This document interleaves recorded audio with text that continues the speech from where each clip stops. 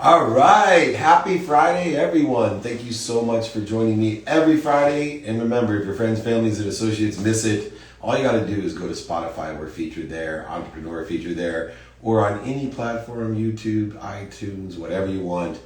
Join us. This training is about worthiness. I think worthiness to me is the biggest inhibitor that I had in my career, and I see it in so many people that I coach in their career, is that people just don't feel worthy. They don't feel worthy with what they have. They don't feel worthy of what they're going to have. Worthiness is such an issue, and it lies upon two different things. One is self-acceptance. So we can't see outside of us what we don't see inside of us.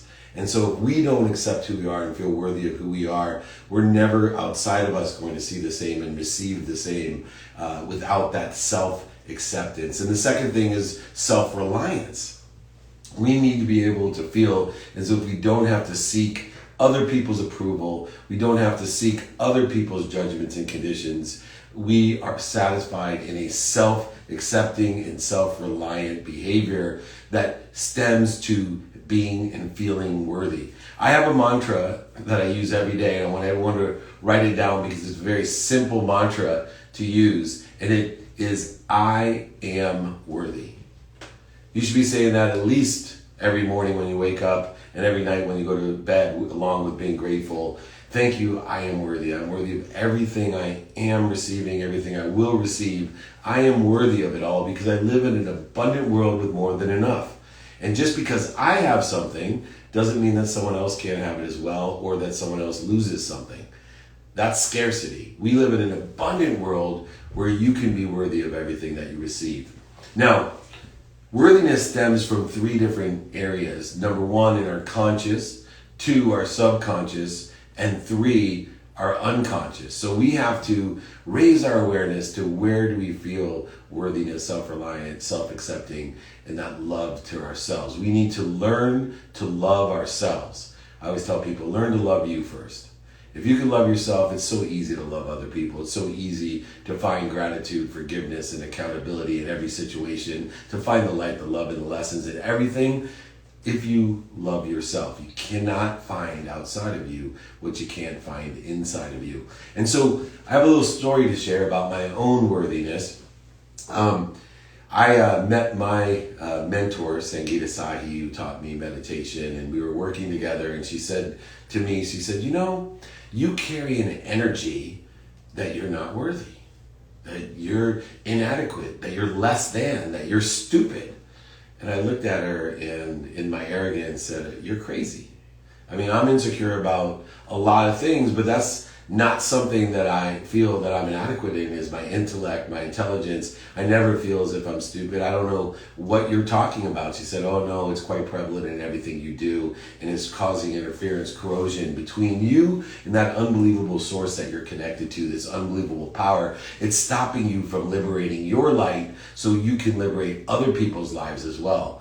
You need to figure this out. And I said, well, I know I think and say and do things as if I'm smart. I don't carry this lack energy. I don't understand. So we went and worked through different things that had happened in my life. And number one, I grew up in a hyper-competitive intellectual family.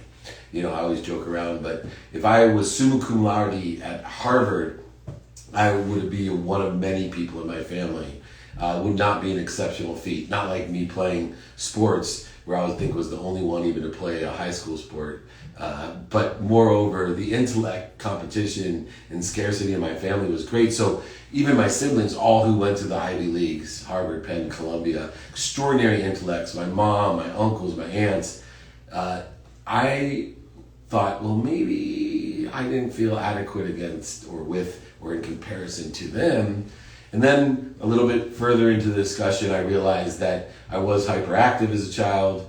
And my mom used to make me run around the block and time me and say, oh, you can beat that time. And not only did it allow me to become a better athlete and get into better shape, but it also took all my energy away. So I was able to focus. But I was very hyper. And when my grandmother used to babysit us, which was often because my mom had, 6 kids, single mom, my grandmother would babysit us. I tell my grandma all the time, Grandmother, I'm bored.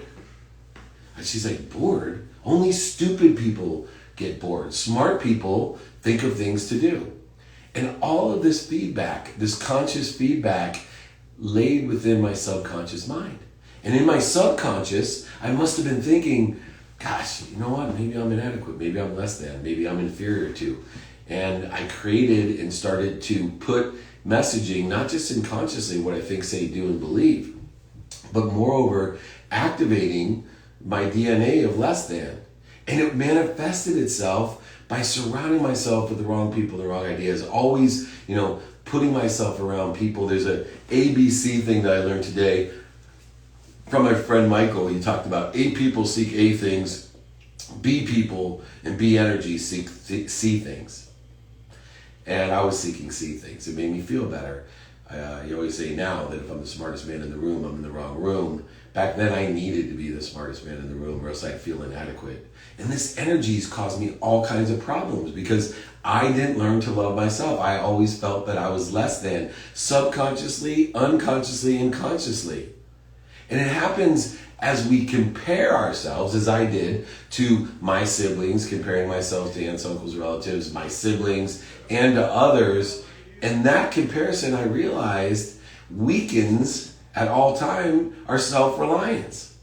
When we make a comparison, it steals our joy. It steals our energy. It's a soul sucker. We need to focus on appreciating how we're the same and equal, but also appreciating the differences.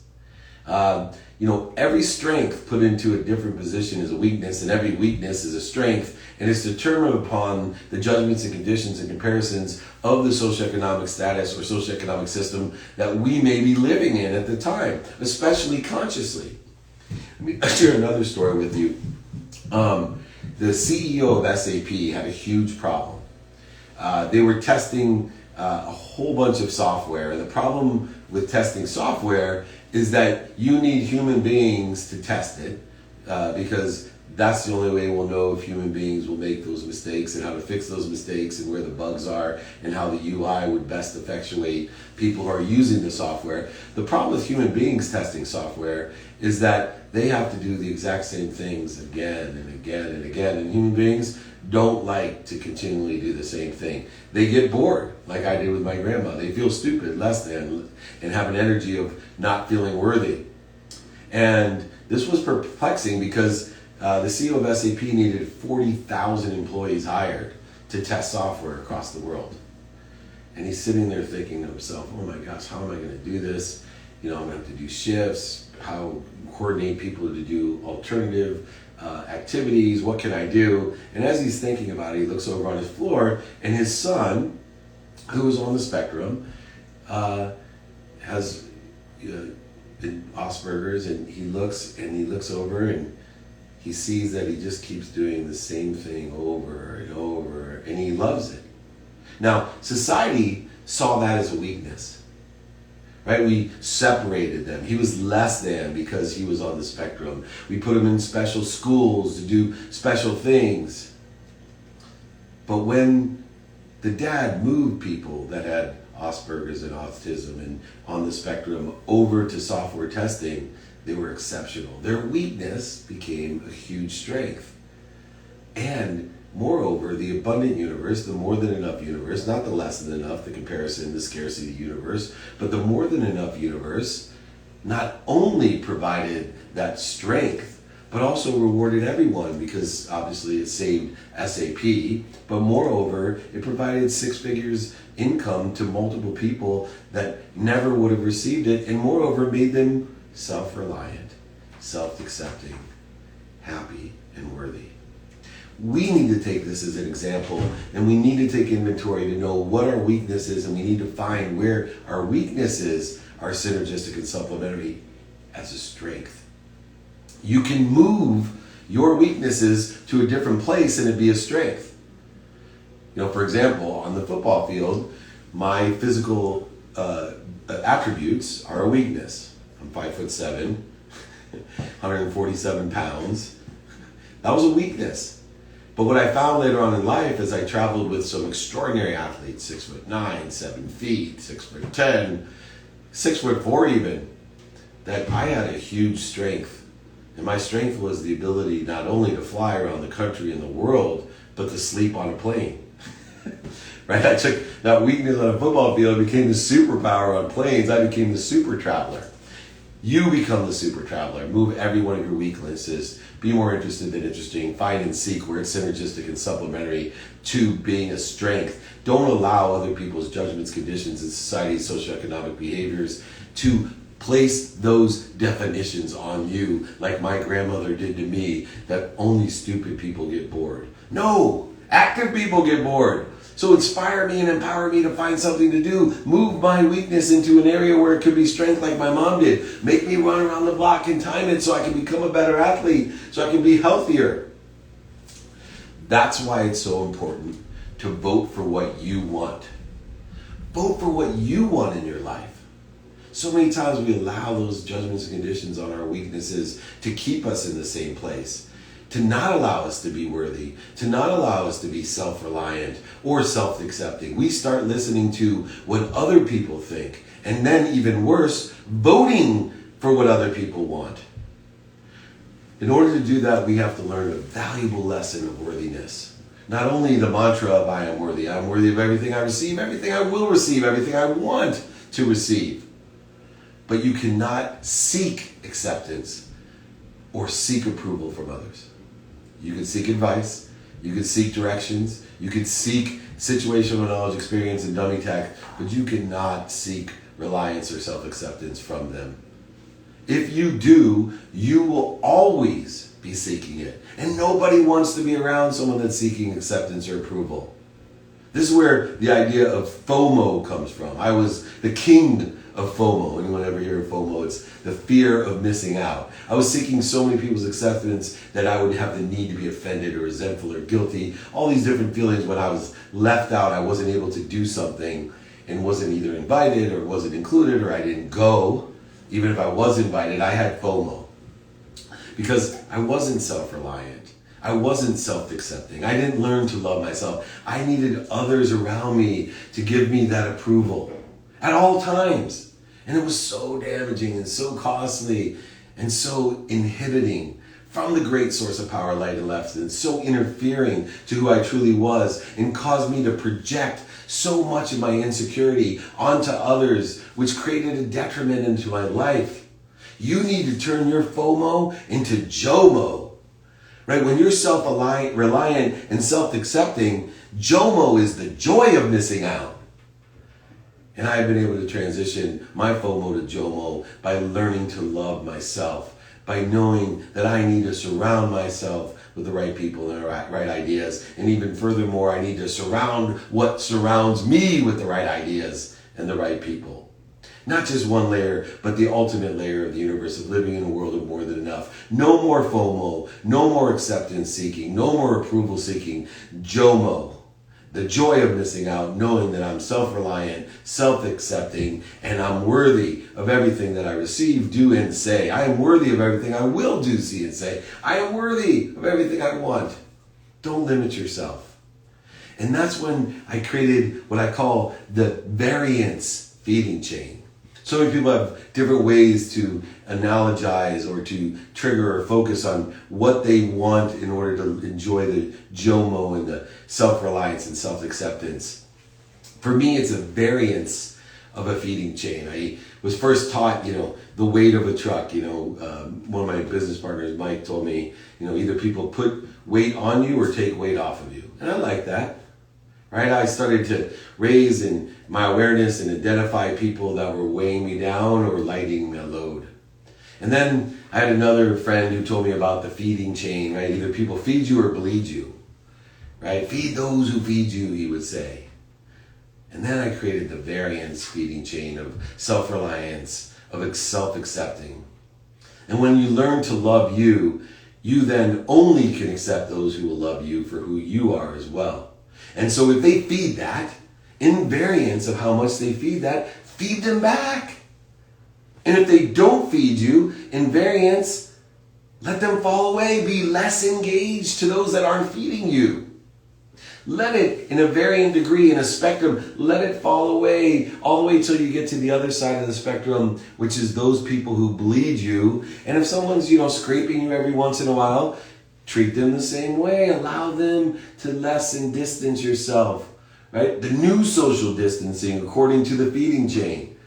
Those who feed you get really close to. Those that don't get farther away. Those that bleed you get really far away. Run away. Fire them from your life and pray for their happiness.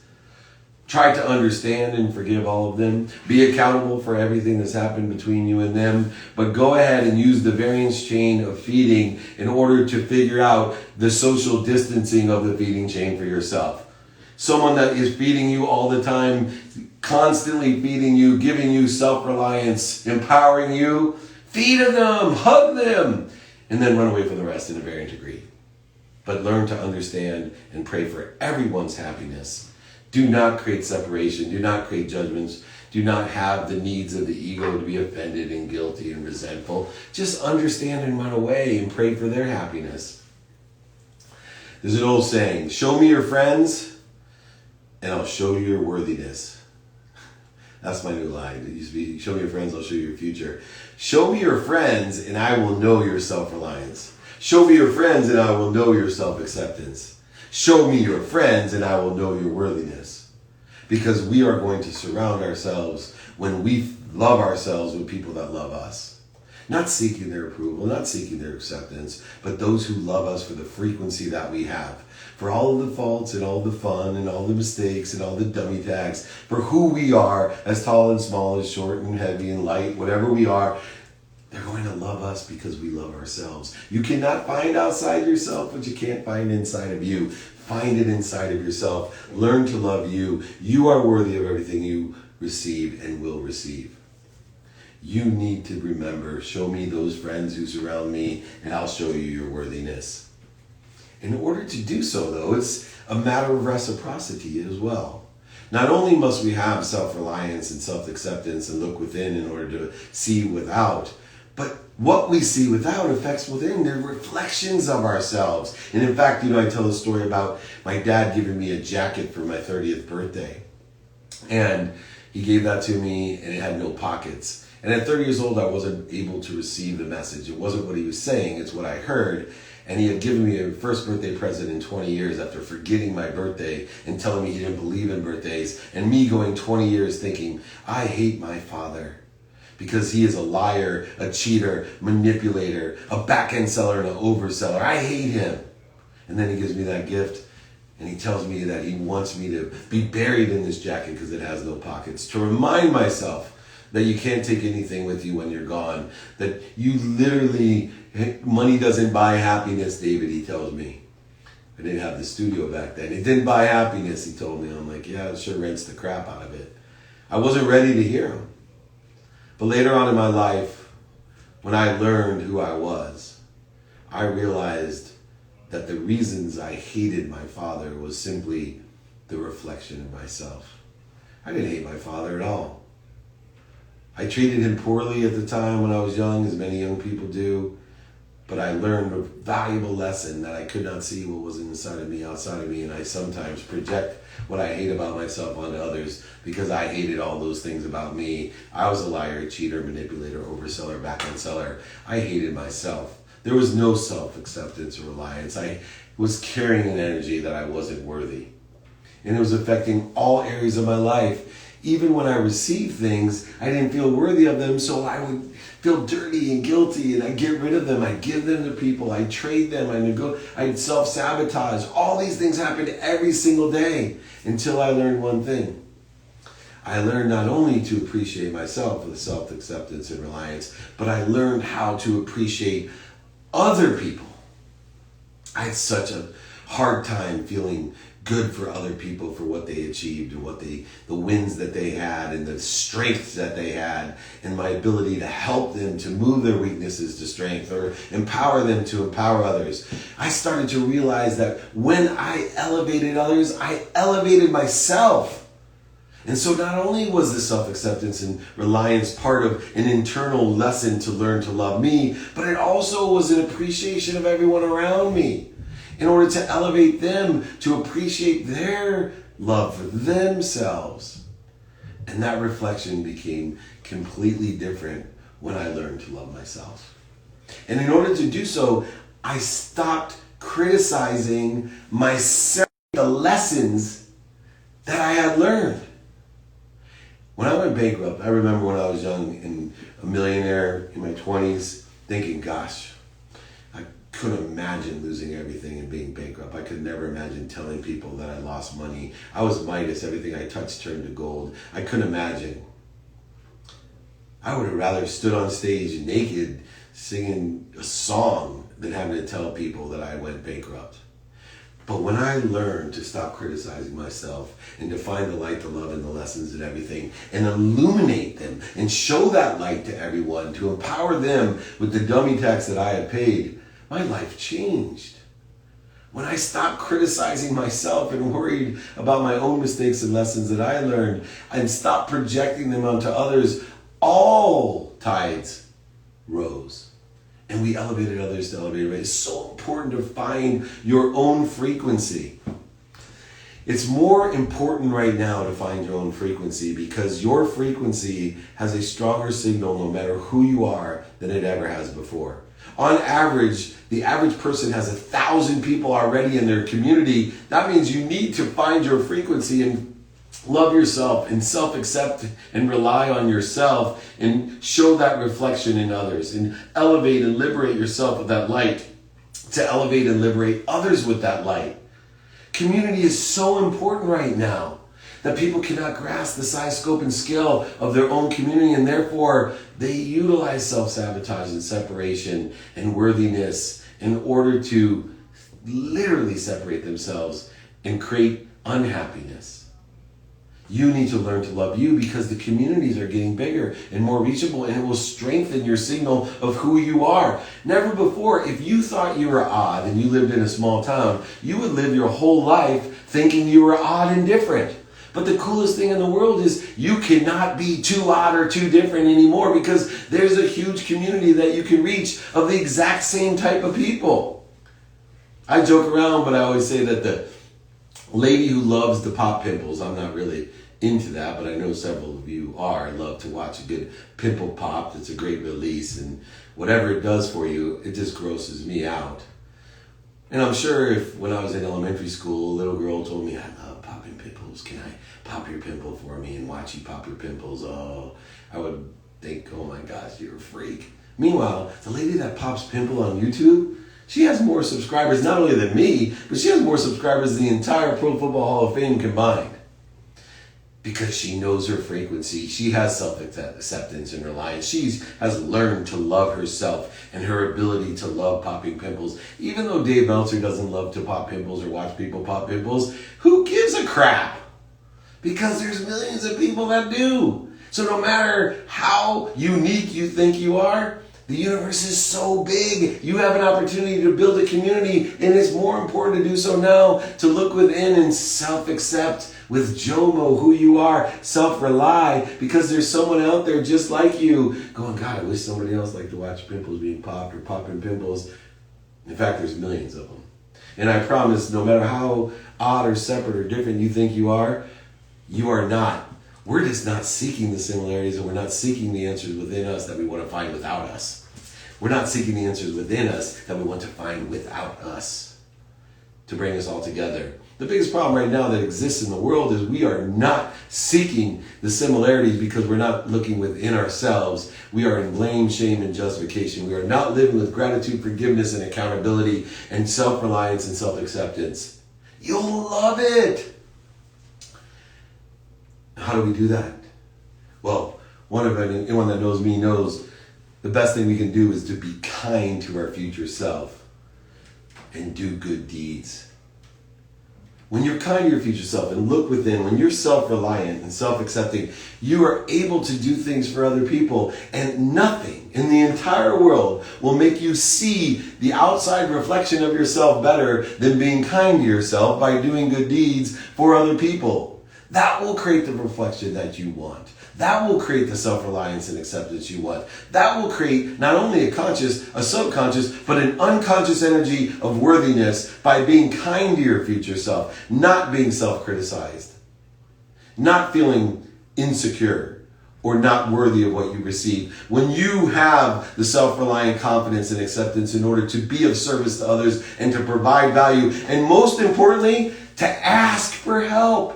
Only those who feel self-reliant and self-accepting and have learned to love themselves will ask others to help them. And you will, by asking for help of others, allow things to come through you with appreciation to be of service with others as well. And then finally, if you can do that, to feel worthy, consciously, subconsciously, and unconsciously, you will shift the entire paradigm of giving. No longer will you think, I need to give to receive. That's not worthy. There's no quid pro quo or trading or negotiation. You don't have to give something to get something back. No, you are worthy of everything. In an abundant world that contains everything, you are worthy of everything that you will receive. And if you receive it, you know, being self-reliant, self-accepting, and kind to your future self, that it is there to receive, to come through you with your own value, gratitude, forgiveness, and accountability, appreciation, to add value to it of your own, who your frequency is, and give it away. And give it away. Thus, escalating and accelerating and exponentially growing the appreciation or value for everyone, which will just make you more self-reliant, self-accepting, and loving of yourself so you can love others and see that reflection in others in you. You see how this all works? It is a paradigm shift of giving. Learn to love yourself, learn to receive, learn to be worthy of everything that you receive so that you can give. You do not want to live in a world of victim, of not enough. Things are not happening to you right now, especially during this time of COVID. Nothing is happening to you. You are not a victim, and you're not living in a world of not enough. And some of you are living in the world of just enough. Oh, well, there's a lot of insecurity and change. Oh my God, I'm not worthy of just enough. I'm just going to buy what I need. I'm just going to buy, different things that I need. Makes me feel good. It makes me feel secure. Maybe other people will love me if I buy them things too. Or maybe they'll be impressed by me even if I don't like them.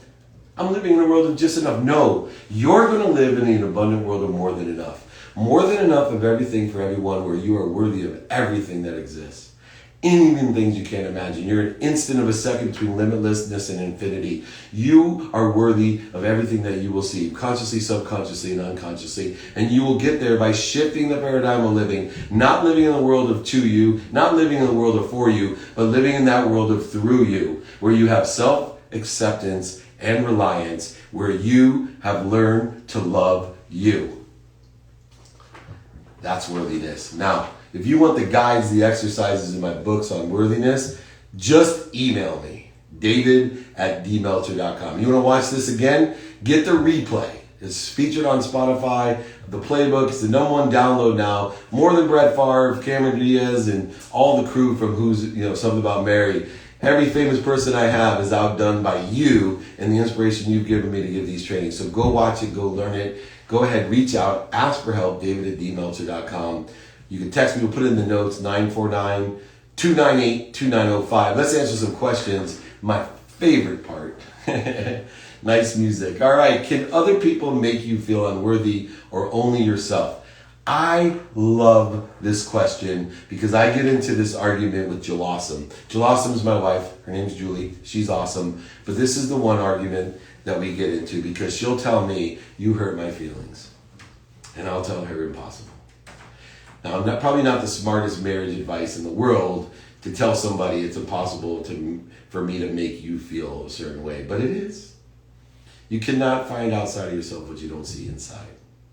Someone could tell me, right, that, I have a big nose, and if I'm insecure about having a big nose, it's going to hurt my feelings. If I feel confident that I don't have a big nose, maybe I just have a small face and it looks that way on Zoom, I'm not going to be affected by it. You are the only one who does not I mean, it has control of how we feel. Not only do we have control of our mindset, but we have control of our heart set. And those two things combined with what we think, say, do, and believe, and hear, allow us to know our variance of worthiness, of what we can handle, of what weaknesses we have that hurt our feelings and what weaknesses we have that don't. And the more weaknesses that we can replace and displace into the position of strength, the better we'll be. And that position of strength, to me, is love.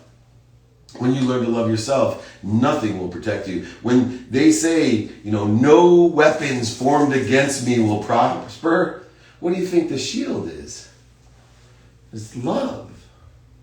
The shield is love. Those who learn to love you, no weapons formed against me will prosper, where I am self-reliant, self-accepting, and loving of myself. What weapon can you form against me? Because I have complete control of my mindset and my heart set, and the actions that I take, what I think, say, do, and believe, and hear will be indicative of that. You got to learn to love you. No weapons formed against you will prosper. Other people cannot make you feel any way. You make you feel that way and are a reflection of how you feel. You cannot see outside of you, but you don't see inside of you. Self-awareness is the key to being fully worthy. Full conscious awareness is the key. Take 1 month, 2 weeks, all installation, 2 weeks of programming. We use Body's biofeedback system. I know all the physical, nutritional, emotional, acupuncture, tell me toxicity of the infection in real time. Our next evolution shift in humankind is holistic. I agree. Thank you, Rich. Hey, David, would love to hear your thoughts on credibility and the role confidence plays in helping to communicate your value more credibly. First of all, confidence comes from practice. When you practice something, you get clearer on what you're doing. You have a better indication on how to weight your values of what you're doing. You then get more focused by practicing. You become, with clarity, balance, and focus, more credible because you're more consistent and persistent in your behavior, which then leads to a higher value, a higher execution of what you're doing within the lens or context of what I call a Meltzer kaleidoscope, a lens of you're more productive, more value is being provided, you're more accessible, not only accessible to others, but accessing what you want, receiving and being worthy of that, and more gracious. You're able to find that light, love, and lessons. And by that confidence, with clarity, balance, and focus, you become more credible because you become more consistent and you become more of you. You're not trying to please or seek approval or acceptance from anyone else. You're not a chameleon. You're not literally saying what other people want you to say. You're saying what you believe, your frequency, and you're not afraid of being a hypocrite that you're going to change. I'm coming out with a book in November. What do you suggest to get my book out and promoted? Well, first of all, use the approach of segmentation, of building ambassadors for your book, 2 people at a time. Sell through people with your book. Don't attach your emotions to the outcome of how many books you sell. Instead, enjoy the consistent, persistent pursuit of promoting that book. Allow people, just like, I love the food analogy when it comes to book. Why do the people stand outside those retail stores and taste my cookie? Have a little snippet of my cookie. Look, if your stuff is good, or if it's not good, you're going to find the people that like that not good stuff, just like the pimple popper. No judgments or conditions. But you got to get out there consistently and persistently. You got to let people sample it. You got to let people talk about it. Sell through other people that enjoy and are on your frequency, that strengthens that signal. Know and learn what your spectrum is, who that book resonates with and helps, and who the message is clear for. What's so great about a book is that it's not what you say, it's what they hear. On Goodreads, my first book, my favorite is, some, whatever they call those people that give you reviews, the professional reviewer, right? So the one negative on Goodreads of that book is, how stupid is David Meltzer? He thinks that if you talk to water, it will turn dirty. This book sucks. It's not what I say, it's what they hear. I was just telling a story about a movie called Blink, where they were saying that the negative energy flows through the voice and that you actually can turn water dirty or clean water up by speaking nicely or bad. Same with plants or animals or humans. We're all energy. And that person's not on that frequency, obviously, and thinks my book sucks because of the one story out of hundreds of stories and lessons that are in it. Remember, it takes as much energy to change a closed mind that it does 1,000 open minds. But if I would have quit because I got one bad review on that book, then the thousands and hundreds of thousands of those books that have sold now wouldn't be sold. If I didn't have self-reliance, self-acceptance, and loving myself, and loving my book for what it is, because it's me. Anyone that's read Connected to Goodness, which I promise I'll give it to you free. I'll send you a signed copy if you want, david@dmeltzer.com. But you'll know my frequency. My frequency may not be for you. That's fine. But it's my frequency. Find your frequency. Allow people to sample it. Find the audience that does resonate and has that clarity, balance, and focus, that frequency that you're on, just like the pimple popper lady. And I'm happy to help you, by the way, John. So we'll promote you and put you on to our platform to help you with your book as well. All right. It's a bad thing that I know I need to improve and always try, but also believe I myself, and I love to underestimate it, actually believe, but I believe that I just keep pushing as I have. Won't let there be negative break me. It fired me up like a superpower to show them by succeeding despite. So what this basically says, what I think it says, is this person's in comparison. So negative people, like the lady who gave me a bad review on my book, can motivate you. But eventually they'll suck your soul dry. They're an energy suck, right? We don't have to seek approval of others. We don't have to prove to others anything. We need to prove to ourselves that we're enjoying the consistent, persistent pursuit of our own potential. We're competing within, and in order to do so, we have to be devoid of ego when it comes to what other people think, because they're only going to get in our way. We can allow it to get us up, get us back up, get us started, get us back started. It can allow it to motivate us, but it's not going to inspire us. It's not going to get you there. And so be aware of what you're using to motivate you compared to inspire you. So be inspirational, learn to love you, listen and learn from other people's opinion, but don't allow it or think it's going to inspire you. It will motivate you. Use that motivation to get up, get back up, get started and restarted, but transition it into inspiration. Clear the interference and corrosion between you and the unbelievable source of light, love, and lessons that you have within you, that you will be the best you that you possibly plan, and you love you and accept you and rely on yourself. I recently started scaling my e-commerce business, but find myself running into cash flow issues because I have a lower credit card limit and was breaking even up in the negative up until this point. My goal is to continue to stay in business every day. Good, you've learned something. Stay in business every day. What's the best way to manage cash flow given a low credit limit and low bank payouts? You need to lower your expenses. You need to make more money. Lower your expenses and make more money. We need to get laser focused, reverse engineer, connect the dots backwards. You need to ask for help. Have you ever gone to the bank and discussed with them the situation to see if you can have better terms, longer payment? You can work with the bank too to have deferment. Have you studied how you're making your money, where it's supplementary and synergistic to things that are doing well right now, or things that are stable now, or even take a few lottery tickets of what will be doing well in the future and make an investment in yourself in order to do that? You need to be more interested than interesting. Change that and keep that goal and make sure mathematically you're in business every day. First step is to make sure and guarantee you're in business every day. That's for everyone out there, no matter what size your business is. How do I genuinely pray for happiness of people who have caused me so much pain? Woo! I love that question. Took me 9 years for one person. Took me 9 years. 9 years to pray for true happiness. When you talk about genuine, I would tell people, I'm so grateful that happened. I know this sounds weird, but I forgive that person for doing that to me. I forgive him. I've learned so much. I'm so grateful. And then I go home and dream about tearing their fingernails out and putting Tabasco in them.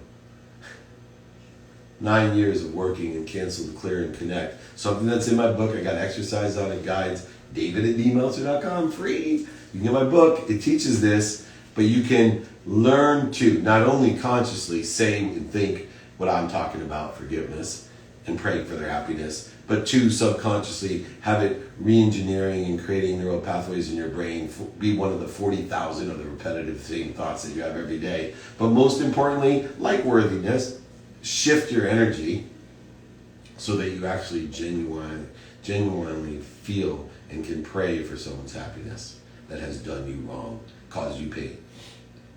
It takes time. But when you do, you have benefited. We don't forgive other people because they deserve it. The same way of worthiness, we do it because we deserve it, because you can't see outside of you what's not inside of you. And if you can't see that happiness inside of you and be able to pray for it for someone else, you better work on that first. And it takes time, consciously, subconsciously, and unconsciously. Okay, let's keep on going. Whenever you can answer this, I would truly appreciate it. How about now? I text the question, but I never received an answer. I apologize. If I don't personally, at least you know other people aren't answering my questions. I also am working on being able to send videos to teach according to the questions. Hopefully that will be launched by November, where I'll just send you videos that answer these questions to help scale what I'm doing. So number one, thank you for your patience. I taught for over 20 years, and now I'm wanting to make a difference in other people's lives. Well, first of all, if you've taught for over 20 years, you've made a significant difference in other people's lives. Now through life coaching, and I understand it is different from teaching. It can be. Is there a curriculum or a cheat sheet, if you will, I can use from the first day to the last to help me target what it is I need to be able to help others to fulfill their potential? I would get a mentor. Right? The way that I teach is I have people shadow me, I work with them, and I watch them. That's the best way. Find a great mentor. I'd be happy to help you. David@dmeltzer.com. I have private groups that do this. I have one-on-one that does this. But the only way, there's no cheat sheet, is learn with someone else that's successful or sits in the situation that you want to be in according to a life coach, and then make your adjustments to that, and you will find the best and easiest way. Remember, the best way to get somewhere is to find someone that is there and ask them for directions. The best way to get someplace is to find someone that's already there and ask them for directions. Why don't we do it? Because we don't feel worthy. We don't feel worthy of the directions. We don't. That's why you got to learn to love you. Through self-reliance and self-acceptance, it allows us to ask for directions. Counterintuitive, but true. I want to ask my boss for a raise that I think I deserve, but I'm having a tough time. Advice. Quantitatively, analyze why you deserve a raise. And don't put any kind of time constraints on it, and ask for the raise with credibility and emotional attachment. But most importantly, quantify the reasons you should get a raise, the impact economically that you've had on the business, and the capabilities that you have and can apply synergistically, supplementarily, and aligned with profit. And if I can tell someone, hey man, you're making this much off of me, I'd like an additional percentage of this much. I know there's overhead and blah, blah, blah. Does that sound fair? Can you see any reason you won't want to give me a raise? Now, there may be other circumstances that you don't know about. This happens to me a lot. There may be some predisposed variables that you've misanalyzed. I had a kid come in and, your podcast has doubled in downloads. Yeah, well, tell me what you did, right? What you did to do that. What did you do? Put captions on a video? So what percentage of that doubling of downloads of my podcast do you think you actually contributed to, so that would equate into some sort of profit or quantitative value that you're providing? Make sure you tie it in. Make sure you're realistic. Be open-minded about what circumstances people are in. It is COVID. There may be exceptional overhead. If a business goes out of business, nobody makes any money and there are no raises. So go ahead. And if you want to raise, put together an articulated, quantitative value, not subjective value. Don't stick to the emotional. I've been here 15 years. I deserve a raise. Yeah, you're a Barney. You're a purple dinosaur. I love you. You love me. You will make no money. Nor will you get a raise. So stick to the quantitative value. Put a business case together and say, can you see any reason you won't want to give me a raise? And you know what? Bosses out there, as well as employees, don't be afraid to go look for what's out there, right? When I'm not sure about an employee, I always evaluate other talent And I realize very quickly what I have compared to what's out there, be able to facilitate and see what's there. The same thing's true. This is business. I have one of the difficult times because I love all of my employees and they're exceptional. They're the A-team. But I also know that, if someone offered my boy Justin there $1 billion to go work for him, I hope he goes. It's still a job. No matter how much he says he loves me and he always wants to work with me and how he wants to build my brand and make me into the next Tony Robbins or whatever he says, I hope that if someone offers him that much money, he leaves. And then lets me borrow some. All right. How to go from living in a world of just enough to the world of more than enough. First of all, every transition and transformation is practice. We need to enjoy every day consistently, without quit, persistently, the pursuit of this potential. So there's 4 steps usually for me in that process of transformation or transition. One is to identify when I'm in the world of just enough. When am I buying things I don't need? More things I don't need, different things that I don't need. When am I in a situation where I'm buying or selling in a negotiation, a trade, a judgment, or a condition? When am I trying to impress people, approval, self-acceptance from them, trying to, even people I don't like? And when we can identify that and make corrective measures to stop, drop, and roll down into a different trajectory, to realize, you know what, I'm going to go ahead and give this away because I trust that it's coming through me. I'm going to receive this. I'm going to ask for that raise because I know what I'm going to do with it. It's going to come through me for others to be in a world of more than enough, where I'm confident that just because I'm receiving doesn't mean someone else can't receive or someone else has less because I have more. That's the world of just enough. The world of more than enough is more than enough of everything for everyone, and you are worthy of everything you receive because it comes through you with appreciation for others. So identify. When you do, stop, drop into neutrality by breathing, and then roll in the right trajectory of abundance of more than enough. And keep practicing, and practicing. You're only going to get better. I really appreciate the message today. I'm here because I heard your interview, Jim Estill, on your podcast. Great guy. Is there a podcast episode, book, or article you recommend to hear more about this and continue to explore the topics of self-reliance and self-acceptance? Funny you should ask, Sean. Thank you. Anybody that wants my exercises, guides on this, all you have to do is email me, david@dmeltzer.com. That's it. I'll give you my book for free. It has stuff on this. I'll give you the guide on this for free, the exercises. I have private groups on this, whatever you want. But unless you reach out and ask, and it's free, you're not going to get it. It's david@dmeltzer.com. That's my first name, David. That's my first initial D, and my last name, Meltzer.com. You got it? But I'd be happy to help everyone. Please, if you're watching the replay, featured on Spotify, featured on Entrepreneur, on every platform from iTunes to YouTube to Google Play, whatever you're listening or watching it on, reach out, ask. I'm here to empower over 1 billion people to be happy. I'm not going to get there without 1,000 of you learning how to empower 1,000 to empower 1,000.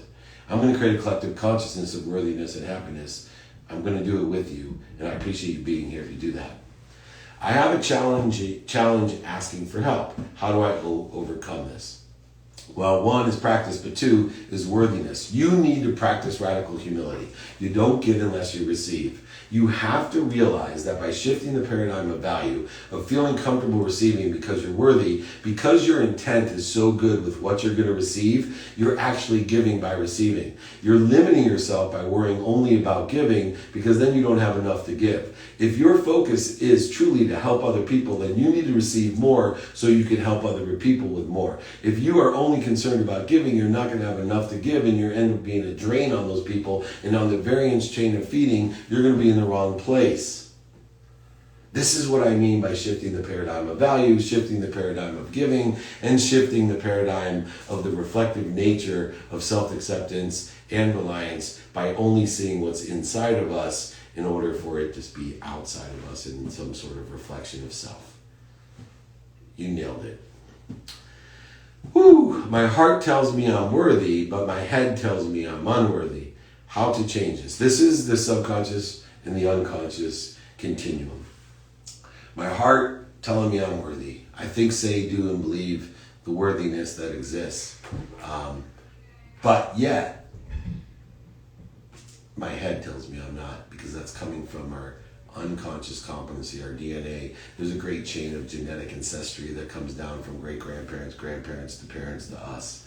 The feeling of being stupid or unworthy or separate or inferior. All of these things are just completely counterintuitive and productive of being self-reliant and accepting. And so we need to practice. We need to cancel those thoughts when they come up in our head. We need to clear our mind when it comes up in our head. And we have to connect and use our free will to clear that interference and voids and shortages and obstacles that we create to our own worthiness in order to effectuate the heart, the mind, and the soul in alignment in conscious, subconscious, and unconscious continuum. And you can do it, right? Think about this. Take the smallest measurement that you want to improve upon.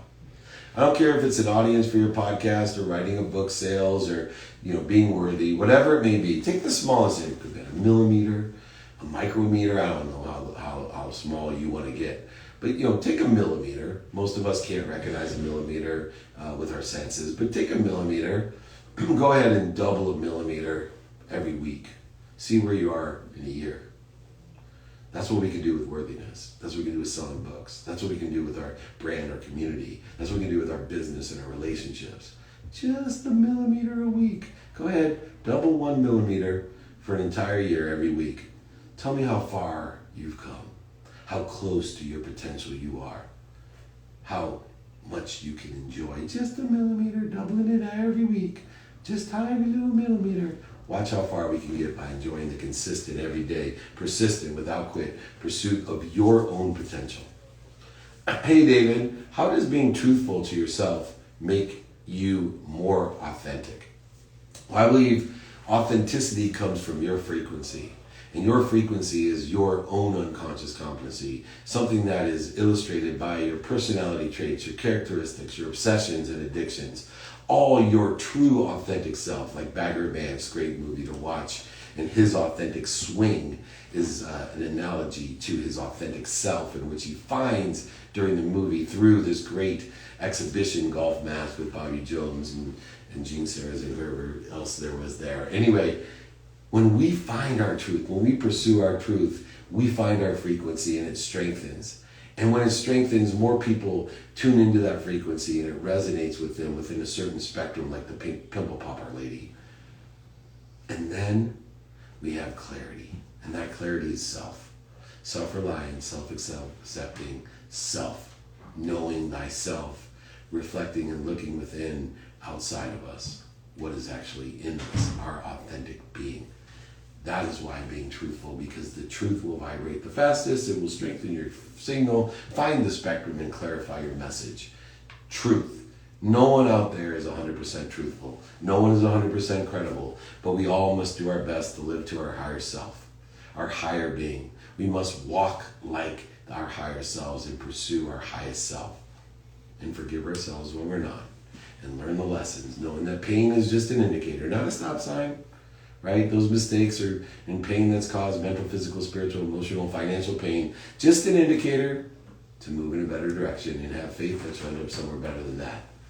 A big lesson I'm learning today is from you, is how much I needed to be the smartest person in the room. Join the club.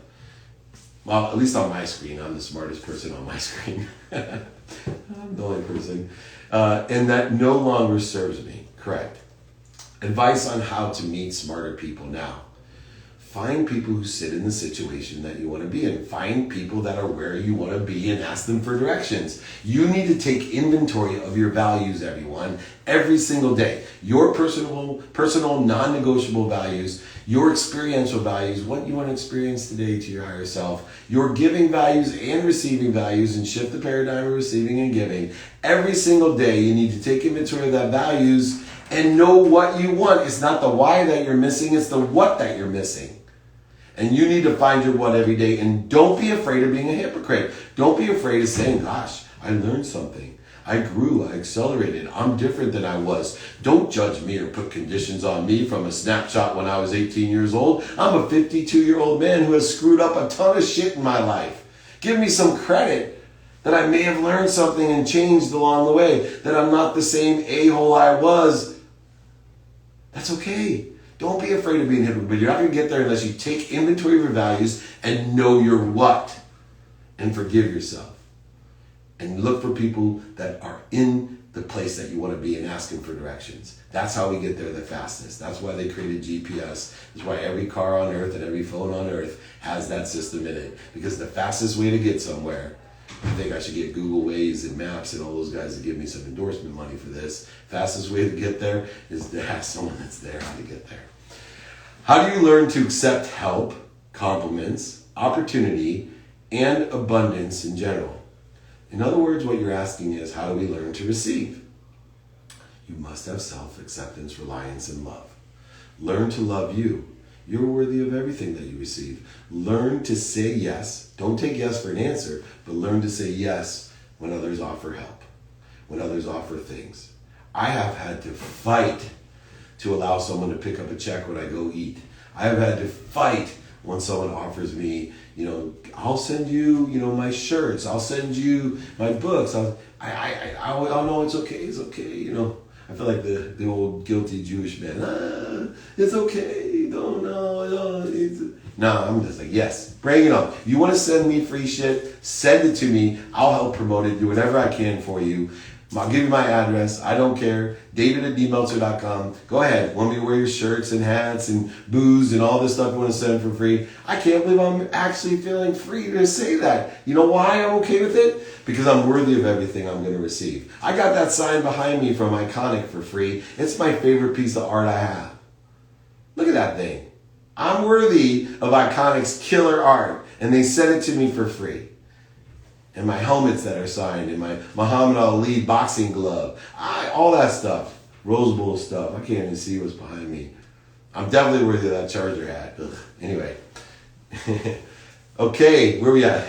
Last question. Analysis by paralysis has set in.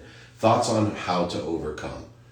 4 steps to overcome the analysis problem. 1, identify the needs of the ego that's causing you to overcompensate and create interference, voids, and shortages in your life to create that analysis. And then stop and breathe. Get down to center and realize that I need to get to a place where I can move again, to get myself onto the trajectory of where I want to be with the values that I set forth at the beginning of the day. Personal, non-negotiable values, experiential, what I want to do, giving and receiving by shifting that paradigm. And if I do so, I can stop, drop, and roll. Remember, when you are paralyzed, your mind, body, soul is on fire. You are outside in the anxiety zone. Things are constricting, not expanding. You are going polar opposite to what the universe does. So you need to, like any time else you're on fire, stop, drop, and roll.